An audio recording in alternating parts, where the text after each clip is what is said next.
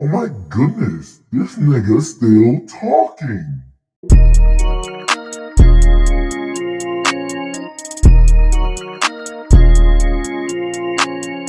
Yo, yo, yo. What's up, man?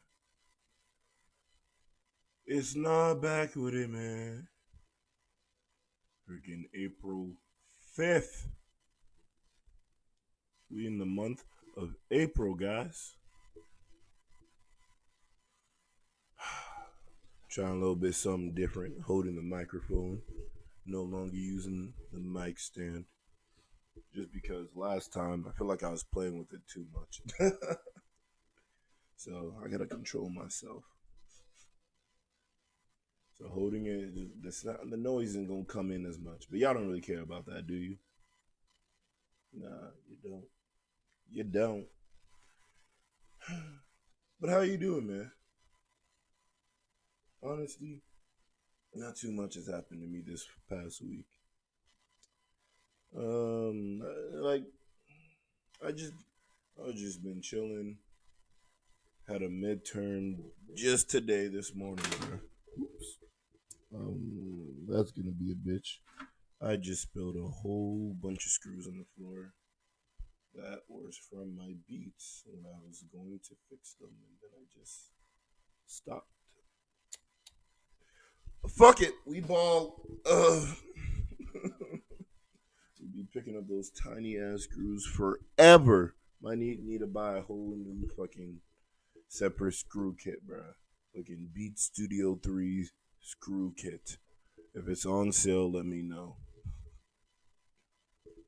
Let's get into a few topics, man.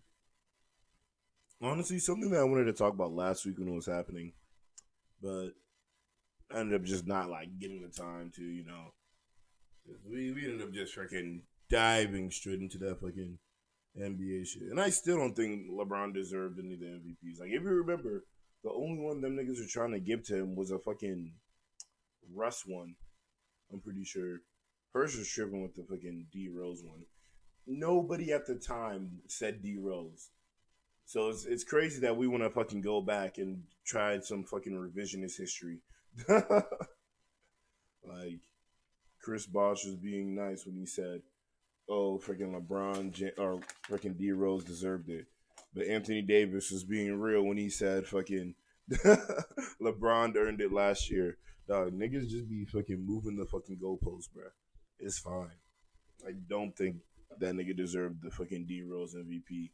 Like, D Rose made it to the first seed by his damn. LeBron was with Bosh and fucking Wade, and them niggas were like fourth seed. You're not gonna be convincing me that deserves an MVP when you look at the level of talent that was supposed to be on that roster versus literally the lack of talent that Derrick Rose had like to play with because freaking two or three of his top fucking like of his best players were injured for a majority of the season. I don't blame that nigga. And then for Harden, and then they said that for Russ one, nigga, that shit should have went to Harden. Harden fucking averaged more points and almost had a triple double, and he was the first seed in the West. Like Westbrook averaged like one or two more rebounds. Harden averaged more points and led his team to the first seed. Fuck you. I don't like the fact that they even tried to say LeBron over Harden. Disgusting to me. The two MVPs Giannis won were warranted. Like every person that I've argued with about that, like when we literally just single handedly argued about that one thing, like last year's for example, man. I had the argument with Nigel right before spring break. I had an argument with someone else like during the NBA finals, bro. I went to IHOP with this nigga, and he was all like, "Nah, LeBron should win." I'm like, "Nah, Giannis has been a better defender." Like niggas don't keep in mind that like the Bucks defensive scheme is actually fucking atrocious in this, at least in today's league. Like beforehand, it would have been fine, but like with the amount of threes that niggas are taking, the Bucks are literally saying you can take as many corner threes as possible, As long as you don't fucking get into the rim, we don't care. And they be over helping in the rim, bro. And literally, it's to the point where Giannis is the only reason that like that the only thing that makes that fucking joint like good, because he's the fucking best help defender, and he has to play that fucking role to a T. He has to get back, do the switches and all that bullshit. Yeah, nah, I don't blame Giannis in the fucking slightest, bro. If Giannis didn't want to sign that extension, he wanted to leave, I would not have fucking blamed him at all. Budenholzer is able to get that like simple offense in general, bro. But every time in the fucking playoffs, those ISO offenses always go to fucking shit. Which is why I was glad when they got Drew Holiday, but now they're not 100% using Drew Holiday like how I want them to use him. In the sense that he's not doing any pick and roll. He's barely doing any pick and rolls, I feel like, with Giannis. Like Giannis could be a fucking lob thrower with how fucking athletic that nigga is. The hell? That's also why I feel like I also like freaking Giannis better than AD, because Giannis has to lead a team by his damn. I don't give a fuck, bro. When AD did it, he was alright. Like that's all I can really say. He was alright. I feel like Giannis's peak is definitely something that could be higher than AD's. But getting back to like the whole defense thing, and I'm not gonna stay on this one for too long. Max the 10-minute mark. All right, if you're not feeling for it, skip ahead a bit. All right, nigga, fuck you. Y'all niggas y'all gonna listen to me rant about Giannis, bro. You know what? Yeah, I'm ranting about Giannis for a little bit. Then I'm talking about my nigga Kyrie. Kyrie, a beautiful son of a bitch. I mean, that great basketball player. But literally with Giannis, bro. Like when he's off the floor, the defensive rating of the Bucks last year went to the middle of the pack of the league, if not less than that. When he's on the floor, they're like the best defense in the league. Top three easily, if not number one last year. If that's not saying anything to anybody, like not only that, but like the Bucks is supposed to be a team where it's like, all right, they all space out and they depend on Giannis like a lot to initiate offense and just like collapse the defense, and then Giannis would kick it out. But if nobody's making shots, nobody like there's barely anybody cutting. Like I think it was only really DiVincenzo and then like Covington that'd be cutting sometimes. Like to the point where it's like when he gets doubled or tripled, there's nobody to help him. There's no like easy pass for him to make. By the time he's there, he's in the fucking center, and everybody else is just outside. It's like when you see somebody getting doubled, whoever like if your man is the person that left you to double the other person, in my opinion, it is partly your job at that point to get as open as possible and get in a good angle for a good pass to be sent your way. Whether that's cutting, whether that's like just spacing out to a different part of the 3 point line, all of that, like it just doesn't make much sense to me. And then like the very fact that like Giannis has only lost to like the best coaches. Like Nick Nurse, literally, like coaching wise, he's one of the best coaches in the league right now. Freaking Eric Spoelstra, coaching wise, one of the best coaches in the league right now. And literally shows me more more of the issue with the Bucks as a whole than issues with Giannis. Because like everybody was all like, "Oh yeah, Giannis can't shoot. Giannis can't shoot. That's why they're doing bad." I'm like, nah. It's the fact that like even when Giannis's passes did connect, which they did, the niggas were just literally missing the shot.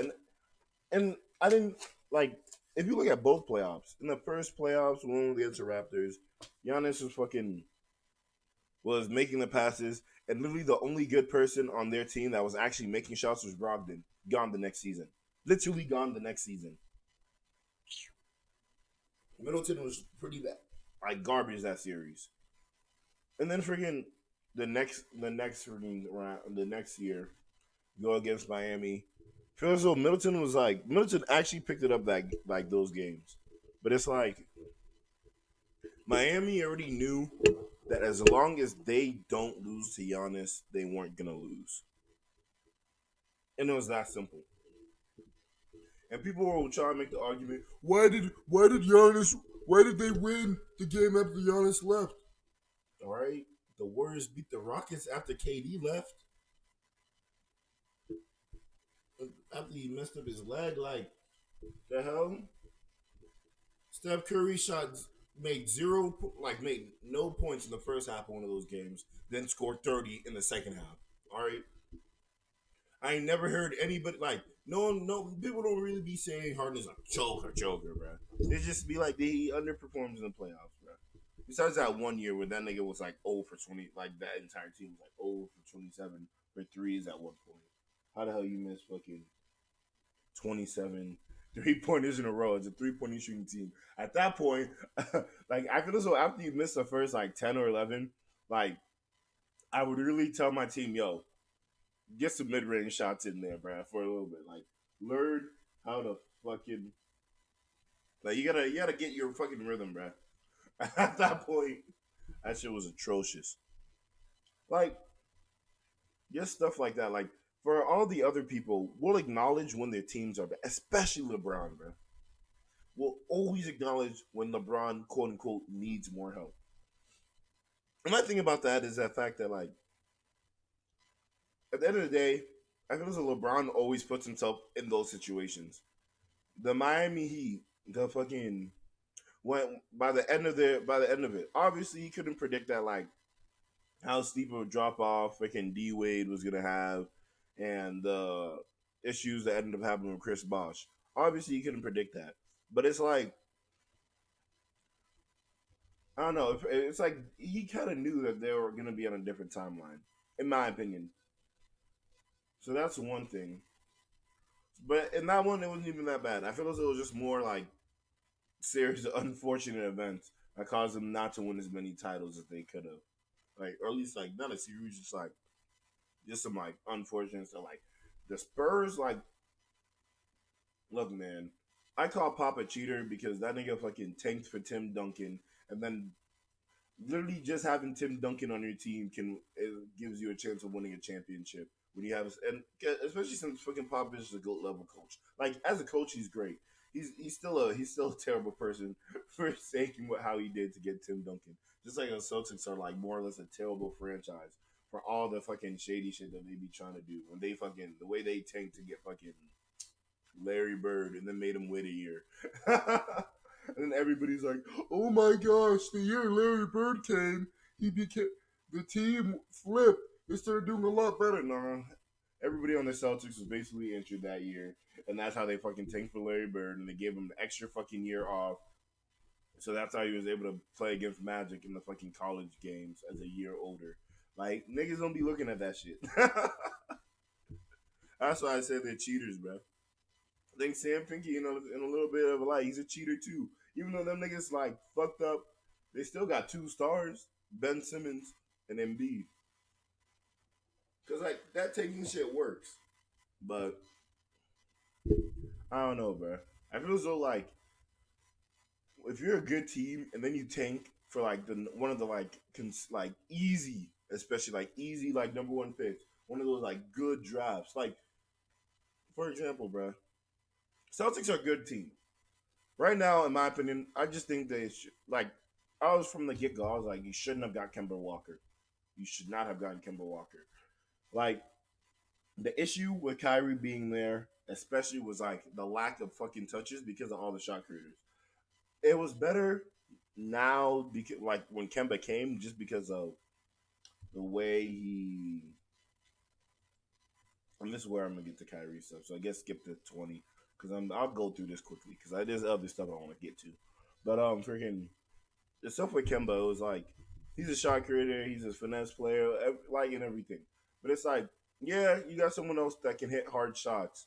But at the same time, I feel as though that's why you got Jalen or you had Jason Tatum. I feel as though the reason that they got Kemba was because they didn't believe that Jalen Brown could be a number two or even potentially like one B, which he ended up becoming. And to that, I'm like, because Jalen Brown's my second favorite player, and honestly, I like him. I like him more than Tatum, even though I know Tatum is technically better. Tatum just like be playing low, like bitch made sometimes. Like if you look at his like percentages at the rim and the way he plays, sometimes he just doesn't want to get to the rim.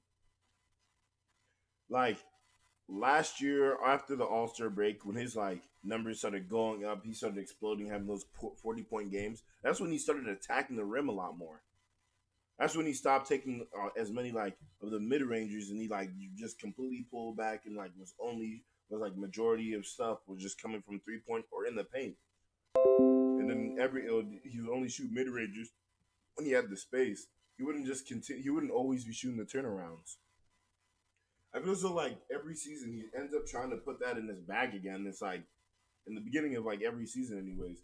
By the end of it, it's like you know we know what you could have done better instead, but you just didn't want to. I just don't get it. Jalen Brown, on the other hand, I feel as though like he's literally the other way. He's like literally like he started his career literally being only a finisher. And I just love the way he developed, like the handles, the shot, everything, bro.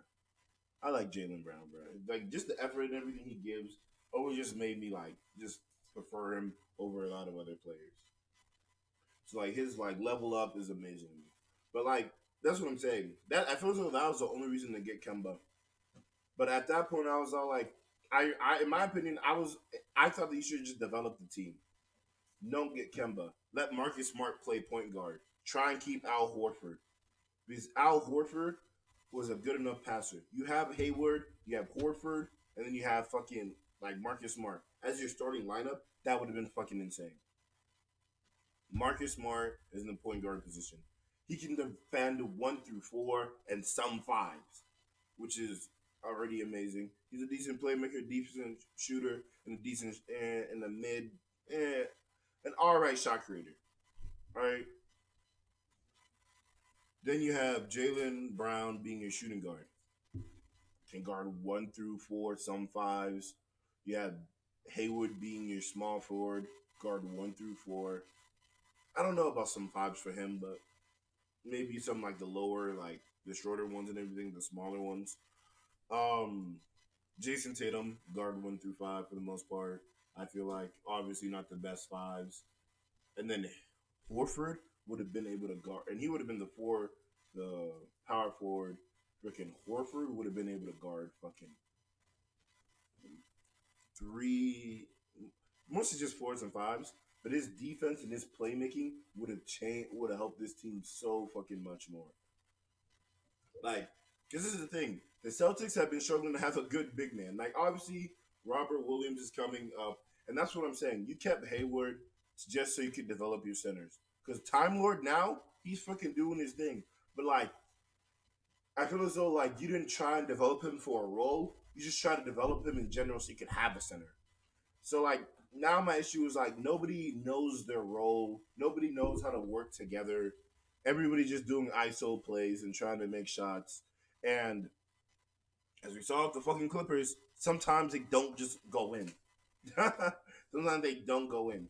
As we saw with the Bucks, sometimes they don't go in. As we saw with the Rockets for multiple years, I feel like sometimes they don't go in.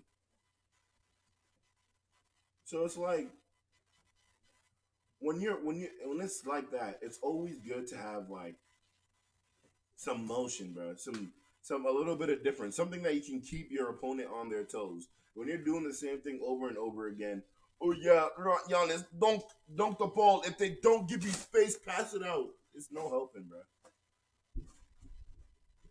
Now I'm just gonna spit my Kyrie love real quick, bro, and then be done with it. Okay, put the mic back in the stand for this one, dog, bro. Everybody's saying that if it's Harden and Kyrie, they don't see them fucking like being able to win a championship just them two. I do. It's gonna be fucking tough, but like, dog, I've been watching this nigga Claxton. Oh my goodness, bro. The blonde braided murderer. That man can switch, can guard one. That nigga can guard point guards till all the way to fucking centers. He has great athleticism. Like, dog, this man is a goat. Is like, dog, I'm telling you, bro. Kyrie, like, especially with like how things are turning out, I don't even know who might be the Finals MVP if the Nets win. Like, literally, it's gonna be that crazy because a majority of people are just gonna like try and stop James Harden and Kevin Durant. So this gives it literally gives Kyrie the chance to go as fucking crazy as he wants. Same with Joe Harris. He can go as fucking crazy as he wants. And that's why the like Nets are so fucking dangerous. The only thing that was a problem was defense. I want to see when is it? I think the Nets actually played a game today against the Knicks, the New York Knickerbockers. Oh, they're down right now. What the fuck? I mean, I don't think they have James Harden yet. I think it's just Kyrie still. So that's it. Oh no, James Harden. Oh, but he's definitely on minutes restrictions. He's only played 4 minutes. He might have even gotten out. It's already halftime, and James Harden has only played 4 minutes, and it's halftime. He's either on restrictions or like I don't know. Oh, or he got re-injured. Nets relied heavily on KD when Irving was away, and Harden hadn't yet been acquired. KD later got hurt. Nets leaned on Harden with patience with Irving and load management. He had more time away. Harden gets a now huge load is on Irving, who's had injury issues in the past. Ayo, but in the halftime stats, Kyrie got 23 points. That nigga aiming for 40. Honestly, the only issue with like Kyrie starting and then there not being like a Harden, like, because this is the thing, KD and Harden have the bot, like, especially when Harden's playing point guard. When Harden is playing point guard with a body of a two or even like or a small three, he can defend a lot, and his post defense is already like pretty good, like excelling. So it's like as a guard, he's not too weak for that. And so when it's just him, and then Joe Harris is probably on the shooting guard and everything. Their defense is tight, but because they don't have any, because you can't really pick on Harden as much as people like try and make it seem like Harden still knows how to trap people, like put people in like a trap defensively and everything, and lead them towards his big and everything. He had to. He was really the only other person on Houston before, and although his defense was pretty mid when he was on Houston, it was still like that was it. All right, so getting past that, after that, Harden, KD, we already know how much of a defender he can be. Like he can play center in some freaking positions, or in some lineups. So it's like you already know, like defensively he's gonna be good. The issue is that while Kyrie can produce a lot offensively, he's not like an innate playmaker. He's too much of an innate scorer. The thing with James Harden is that he could help get his team, like everybody going, which is why like I can see James Harden is better. I just at the end of the day, but I still love my nigga Kyrie. This is just Kyrie appreciation, bro. Kyrie love, bro. Love that nigga Kai. So like I'm gonna like look as a team to go with and just stick with. I think I'm gonna stick with the Celtics. But I'm telling you, bro, the Nets win a ring. I'm fucking talking all my shit. I'm making a YouTube video on why Kyrie's the fucking GOAT and why fucking LeBron should kiss his knuckles after he gets that second ring on him. Right. Like after Kyrie gets a ring on LeBron's dome, I want to hear shit no more. It's like, nah, niggas gonna be like, this is the most rigged NBA finals ever. I'm like, no, it's not. Warriors are top 10 defense and offense. I think they're a top 5, actually, in both. They're not a better team than the Warriors. Like, and this, I'm talking about Warriors without KD. Never mind the Warriors with KD. When they have Steph, they have Clay, they have Draymond, and they have KD. Mind you, Draymond can already play the 5. KD can already play the 5. Neither of them are innate 5s, but they can already defend 5s. They already have 2 other people that can do that. Clay can defend 1 through 4. Steph can barely defend a 1, but like that nigga knows how. He can play great defense. He knows, especially this year. This year his defense has gotten better. Like Steph's just in a bad team right now. But enough of basketball. All right, enough of that. All right, 25 minutes in. Enough of that. Let's get into the juicy shit. Juicy. Man, I want to talk about this last week when it was happening. I don't like just talk about the broad picture of things. So it's like Derrick, that there's a nigga. Just in case you guys don't know, there's a guy called Derrick Jaxn, and he I say this very fucking loosely. Like this is what he calls it, but he gives like quote unquote relationship advice, and it's you. In my opinion, from everything that I've seen, this nigga's just pandering to women and what like women and like what a woman would believe, bro. Like about how a guy should like quote unquote treat her. And like obviously, so and it's like it's stuff that's like as a guy, you can't just outwardly be like, oh, I disagree with you because you don't. At the end of the day, like he's saying obvious shit. He's like, oh yeah, a guy shouldn't cheat. If a guy cheats on you, then he didn't really love you. You shouldn't want to go back to him and all this blah blah blah bullshit. And he's how he has no sympathy for a nigga that cheats. Oh word, nigga, no sympathy. Oh word. Guess what? This nigga cheated on his wife. Like there's no other way to like like you already know. I don't fucking like write nothing down before this. I don't fucking think about shit beforehand for the most part. Like obviously I have the thoughts in my head the moment I hear about shit. But I never try to organize it. So there's no other way to put it loosely or nothing. This is that nigga. This nigga cheated on his wife. And and it's funny because it's like it comes in 3 parts. So let me just explain the first part because literally it comes in 3 parts, which is what makes it so fucking hilarious to me. And like this is my issue, and this just brings in like my general issue with these fucking relationship gurus, like niggas that try and make a profit off of just like quote unquote helping people with their relationships, giving them basic fucking advice, regular shit that they should already fucking know, but spitting it in a way that a certain person wants to hear. And the worst part about it is that the best relationship advice is always the shit that the person doesn't want to fucking hear, which is what makes it worse. But it came in parts. Like literally fucking the first thing is that someone went and immediately tried to expose him.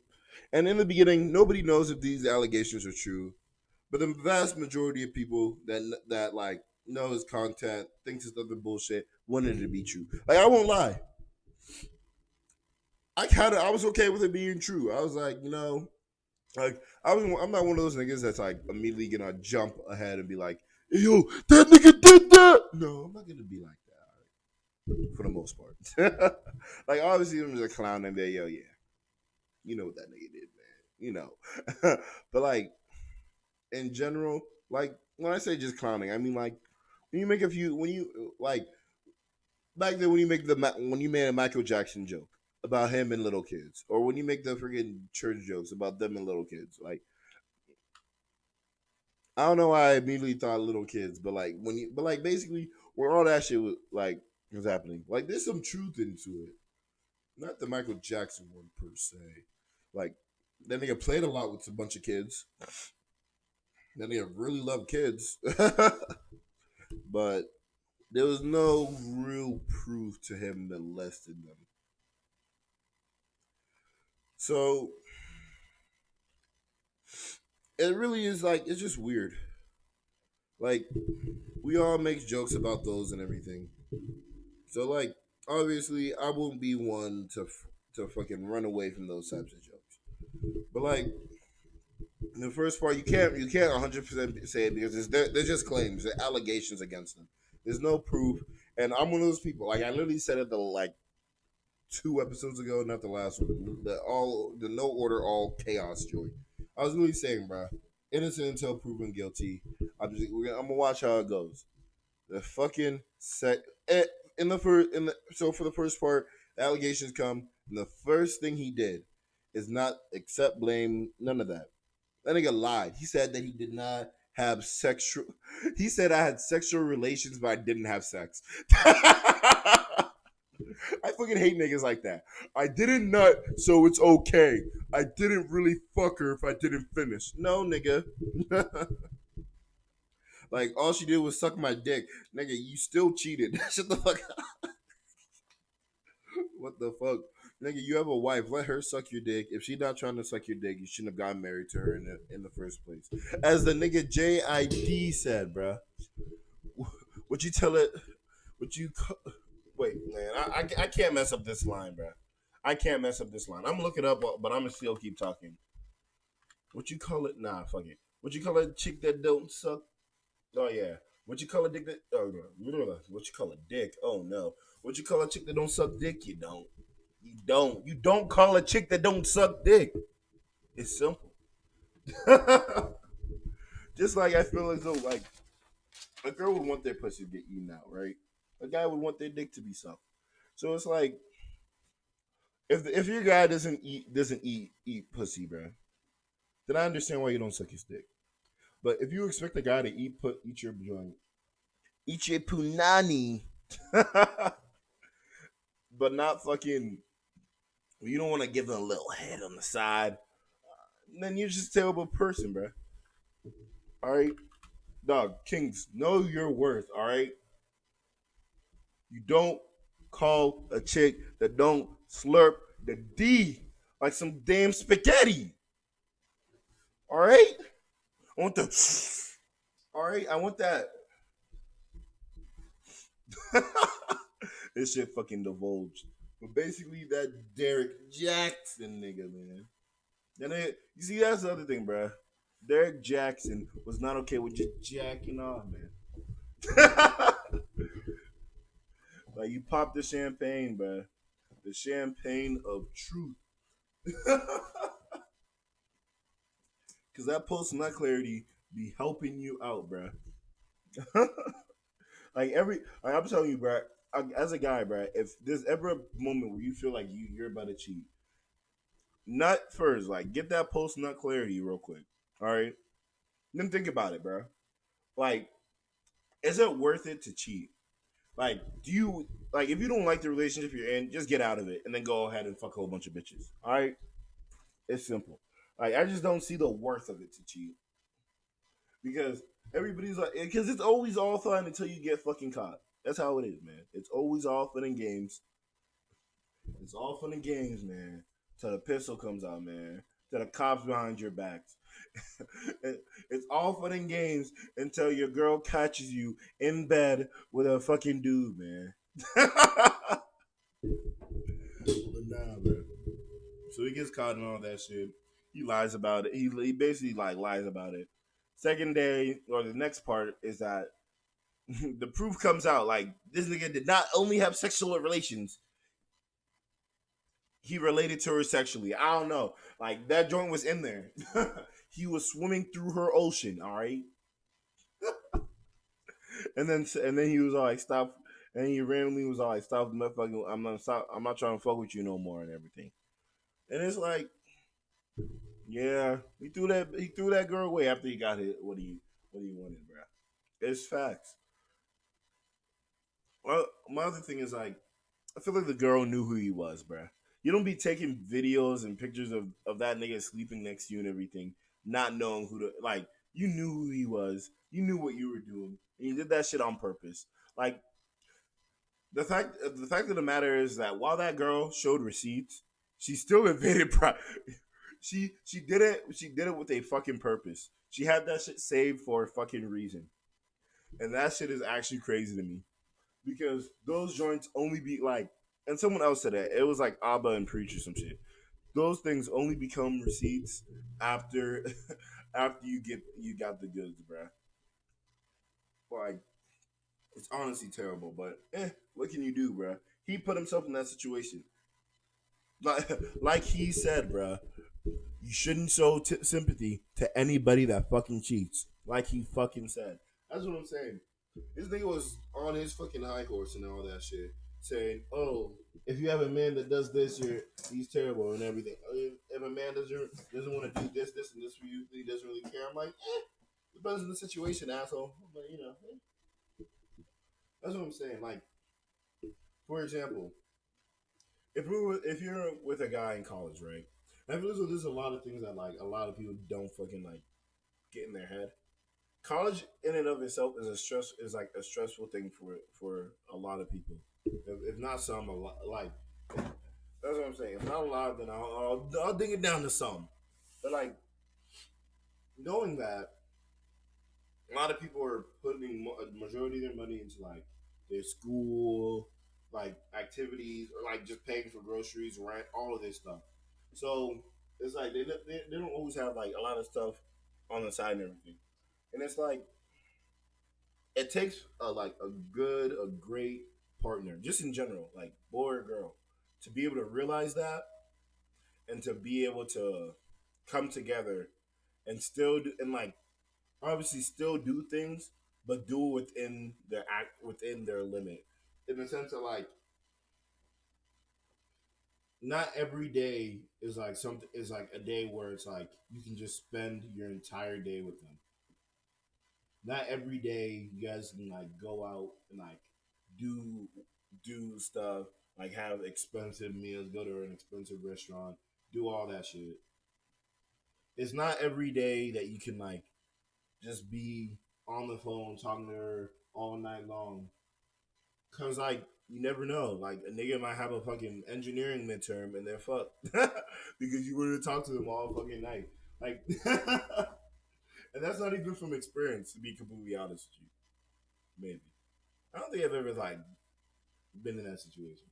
Maybe I don't know. I wouldn't call it that, but like that's what I'm saying. Like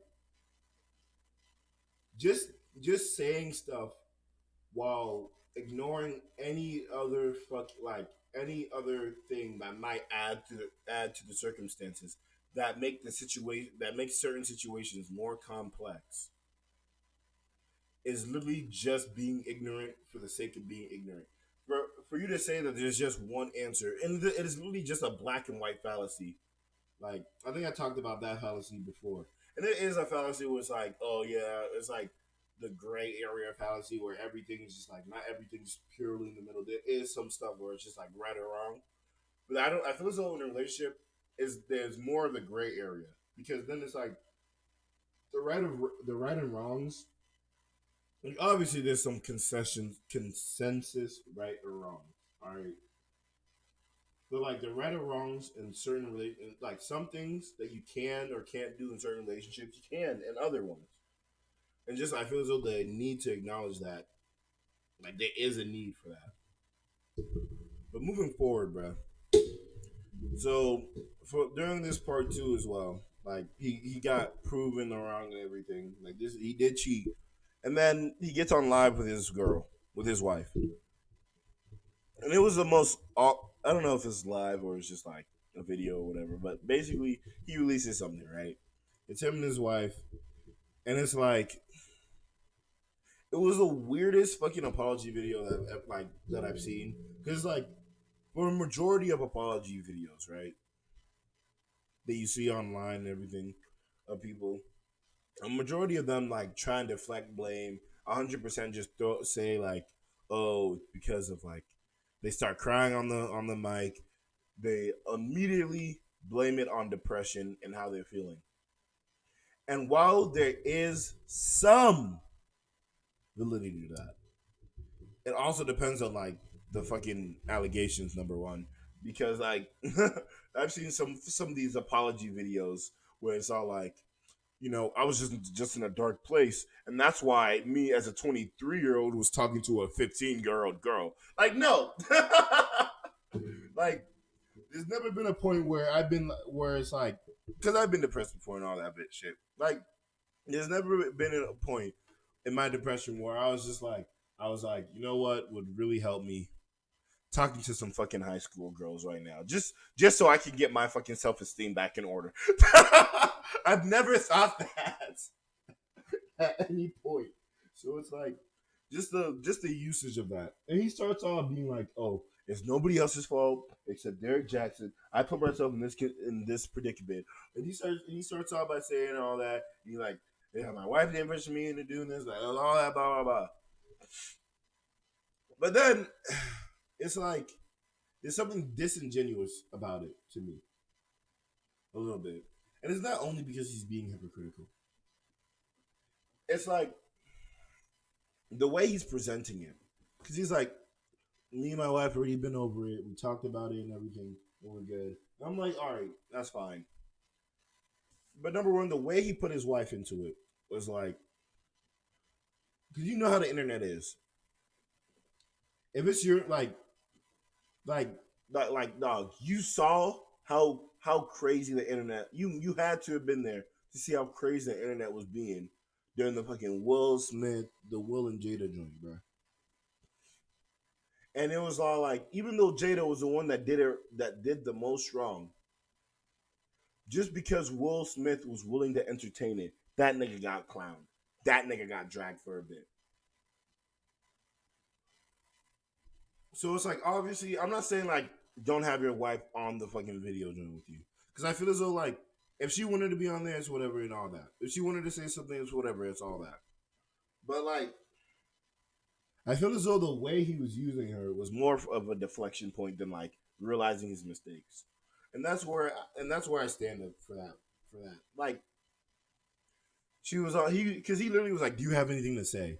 Like for me, if someone has something to fucking say, like I don't need to ask them. I'm like, all right. Like I'll be one of those niggas that be like, all right, we're done. I'll look at them for a second. If they agree, we're done. We're done. The way niggas were all like, damn, the way he's holding her hand the entire time, bro. He probably gave her a little squeeze when he said, "You got something to say." You feel me? He said, "Hey, come on, say something." Because the thing is, like, the way it was just so awkward. It just felt a little bit like planned.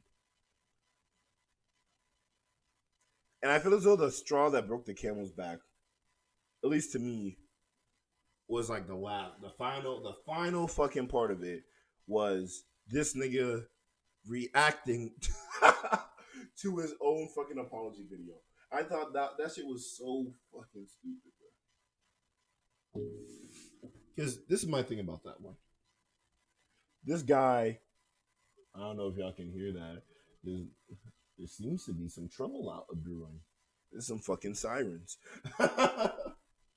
But getting back to it, plowing ahead. Shout out Bill Burr.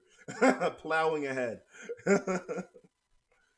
But freaking basically it's like my issue with him really stems from like at least for that third part where he's just talking about it.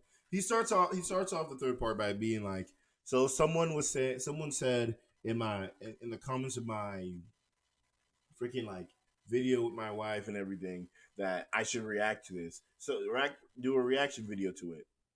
So I did. 100%. That nigga was trolling him. He was joshing him. That's why that nigga that's why Derrick Jaxn ended up deleting his reaction video to his own fucking apology because that nigga was stupid. And this guy went and talked about himself strictly in third person, and in a way, that's pure narcissism.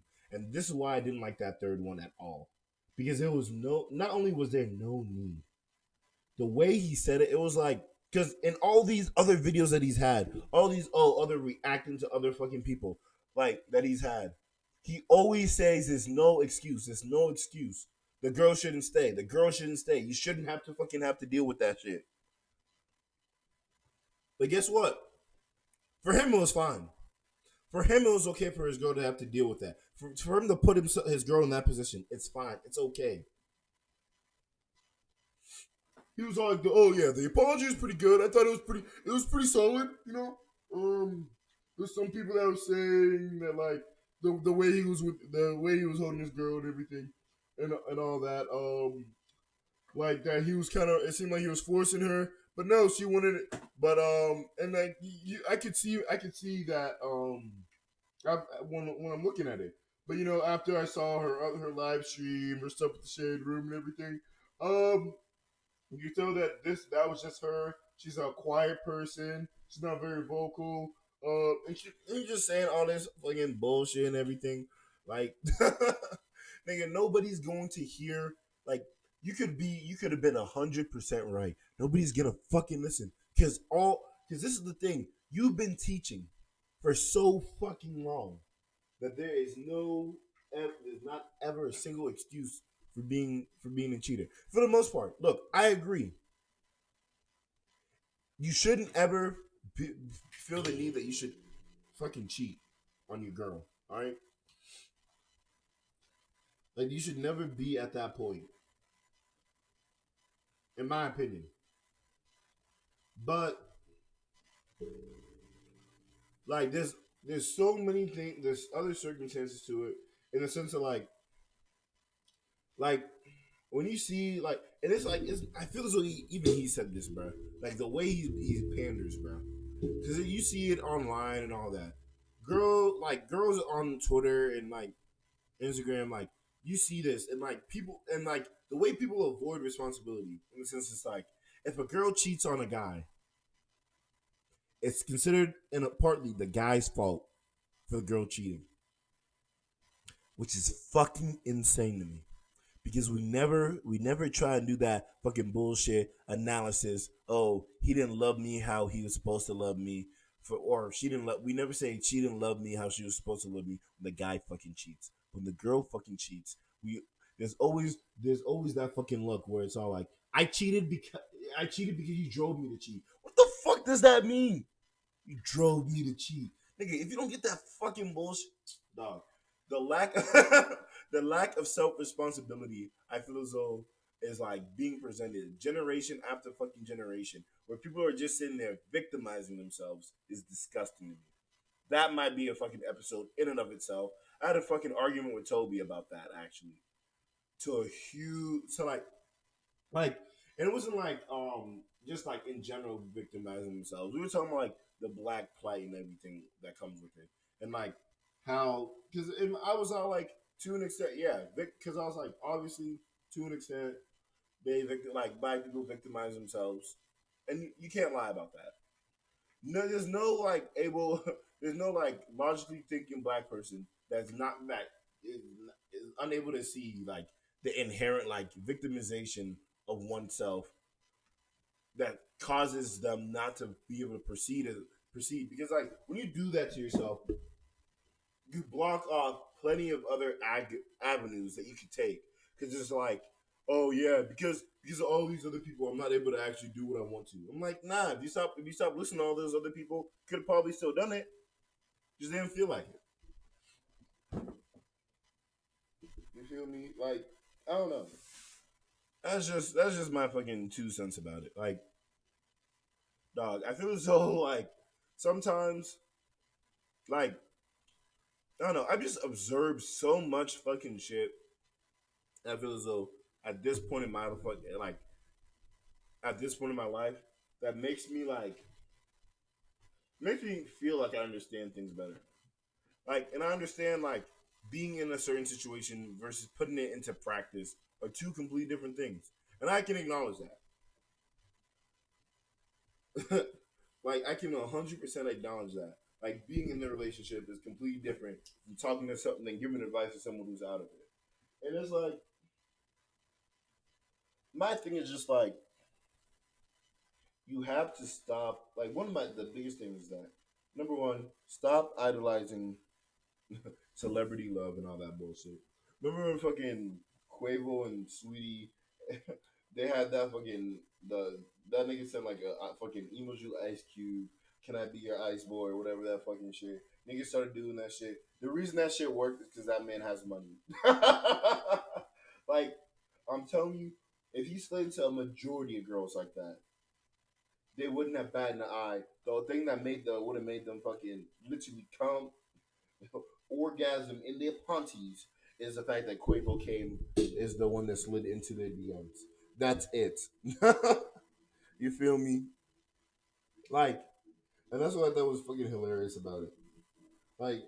Everybody knew that shit was fucking weak, or at least the majority of people knew that shit was weak.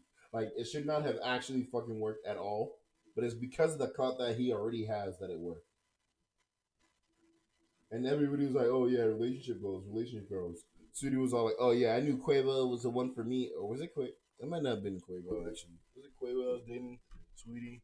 Which one was the one that has Cardi B? Freaking Quavo and Sweetie. I think her name's kind of dumb.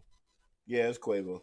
But yeah, nah, freaking dog. If you could be idolizing their relationship, but like when it was happening, Sweetie was all like, "Oh, I knew Quavo loved me when he gave me his last piece of chicken wing." I'm like, nigga, I don't know, because like I don't love everybody in all the jobs that I've had, but if there's only one donut left, I'm gonna try not to be the dickhead that eats the last donut. just just so I'm not in that like freaking awkward social pressure. You feel me? Like if I'm chilling with anybody, it doesn't matter if it's a girl or a guy, and I'm sharing food with them in general already, right? At the end of the day, I'm gonna be like, yo, you want this last one? If they say no, I'm all in on that bitch. Like, what the fuck? There won't be no skin, no meat on that bone. It's just gonna be gone, my nigga. All right. Like, and part of that is like also represents the types of guys that Sweetie dated. Like I feel so like niggas ignore the fact that like that should say more about the people that she's been with and like how she is as a person, what she values, that than how Quavo is. Because like I feel as though in general, a majority of people like would offer their last fucking like bite or few fucking joints of food to their significant other without really batting too much of an eye, as long as that's not being abused. But in a sense, like dog, it bothers me like if I buy some fucking food, before I buy some food, I'm like, yo, you want something? You say no, but when I bring the fucking food, you wanna like look at it as if it's the fucking holy grail. Fucking eyeing that shit. I'm looking at you. I see your fucking mouth watering and all that bullshit. And you're wondering why I haven't offered to share or why or if you when you do ask, I'm like, nah, you're good. Like nigga, I bought in a certain like when I ask people that shit, especially like certain fucking situations, bro. Like, because I'm not a selfish guy in general. Like, I'm selfish about certain things, but like for the most part, like majority of people would not call me selfish.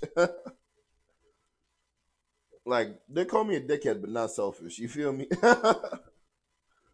Like so, when if I'm not willing to share, it's literally because I did a certain amount just for me.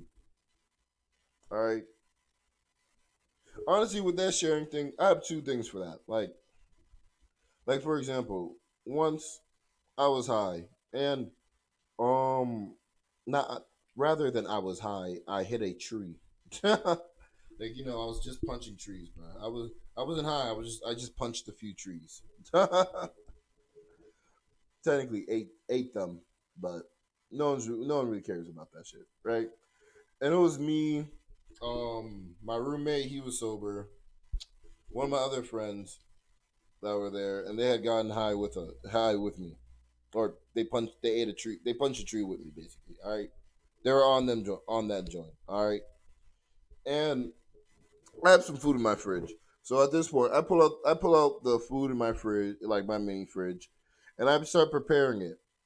I tell her, the other person that is in that state of mind with me, all right, in that elevated state of mind.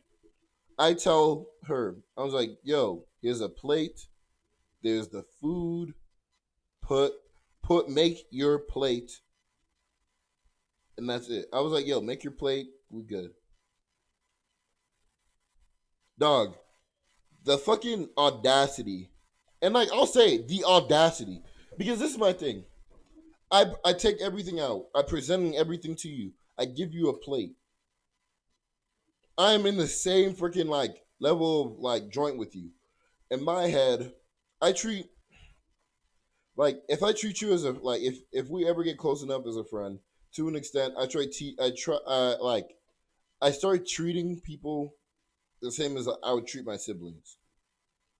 Like the only person who I will make like the only times I'll make food for somebody like completely like make them a plate is either when I'm like fully cooking and like I'm in that joint. I'm like, all right, now to separate these joints into plates.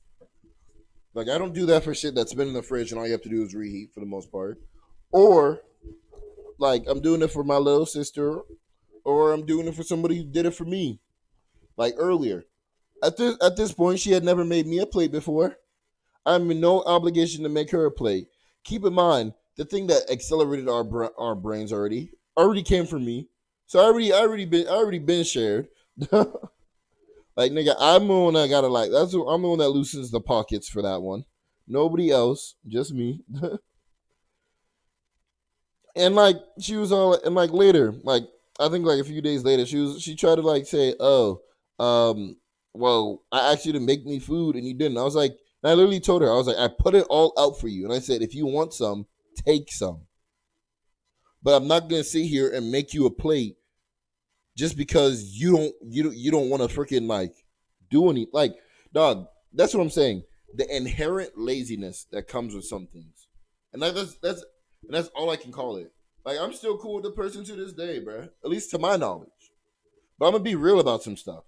Like there's some stuff like that, like where it's all like it just annoys me. And I'm like, cause like this is the thing. While some people don't want to freaking like admit it, friendships arguably are similar to like actual like relationships. Because at the end of the day, you have to make some sort of like to a lesser degree. I feel like a lesser known degree, but it's a not actually maybe actually a higher degree. So you have to look at them that face almost every fucking day. You have to be okay with that. And the moment you're not okay with looking at that face every single day is when you should ask yourself, should I leave the situation, the relationship that I'm in? I feel like. So it's like you have to be in that like friendship type vibe already. Like you have to be able to like already like be able to do that. Like for my wife, if my wife told me to make her a plate, fuck I look like not making her a plate. If my girlfriend told me to make her a plate, fuck I look like not making her a plate. I'll be completely honest. But it's like, nigga, we're both in the same freaking like time zone, damn near. Like, actually, like the fact that I had to freaking get up and like do mine is in and of itself fucking like was in and of itself hard enough. But you want me to do the same to you? Like, I literally said, like, look, I'll walk down the hall with you because I didn't have a microwave in my room. I'm like, look, I'll walk down the hall with you. We'll heat it together and all that. I'll talk. I'll do all of that, bruh. But I'm not gonna freaking like do that shit for you. You feel me? Like I'm not gonna be here and be like, here, do you want more? Do you want less? Like I can't be in the middle of all that bullshit. I don't know. Like for sure, like I don't know, man. Guess that's just what I believe on like just the matter of things in general, bro. At the end of the day, no sympathy to Derrick Jackson because he gave no sympathy to anybody else. He's the one that said it, so you can't. So anybody who still like believes in him and like anything he like anything he tries to say at this point are probably people who already invested time and money into him, and it's like it's too late to go back on it. Like it's like if your stock is doing bad, bruh. But technically, you only lose money. You only lose money when you pull out. You feel me? I feel so that's how everybody who paid for or wasted their time fucking idolizing Derrick Jaxn and what he quote unquote believed. And I say quote unquote believe because that nigga didn't even follow his own beliefs. Like anybody who's in those situations, man, I don't even fucking know what to say, man. But that's the podcast.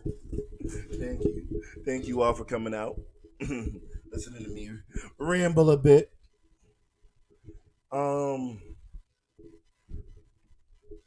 don't know if I already said this in like the other one, maybe other one or two podcasts. I'm trying to do some streaming every now and then. I'm gonna try and stream Saturdays every now and then. I'm definitely gonna stream other days. So that's gonna happen. Um, there's gonna be right in this month of April. There's gonna be a decent chunk of exams I have in the beginning of it. So there might not be as many episodes with Nigel or like with other guests, just because like those take a certain level of plan. Like not even the episode with Nigel don't take as much planning, but in the sense that like we have to plan when to record together and all that bullshit. Right. So it's like it's like to a degree. There's some planning that goes on, and then like the group ones, definitely some planning. I'm gonna try and get the that OG group joint, the Warframe squad with Tobe, Chris, and all of them. Try and see if we get Charles, the kid, all these guests back here again and everything. And maybe some more in the future. I'm definitely looking to like try my hand at some like special guest podcast where it's like I talk to like some like credited professionals and all that shit and like see ask them opinions on what they think on certain things, kind of do like an interview esque podcast type stuff. I'm definitely looking to do those a little bit in the future. Um but for now, just bear with me. There's gonna be some weeks where I'm gonna have 2 episodes a week. Like a no, most likely it would be like a regular podcast episode on Monday, then like a no order all chaos episode on Thursday. Um, but besides that, oh, also I'm definitely gonna expand on YouTube. In a sense of like I'm gonna start posting some. I'm trying to start posting some videos there. I already post like the podcast episodes there, and I some clips that I've gotten from the podcast. I'm trying to get some more clips and all that stuff. Follow us on Instagram, just_talking, and I'm gonna catch you in the next one, man.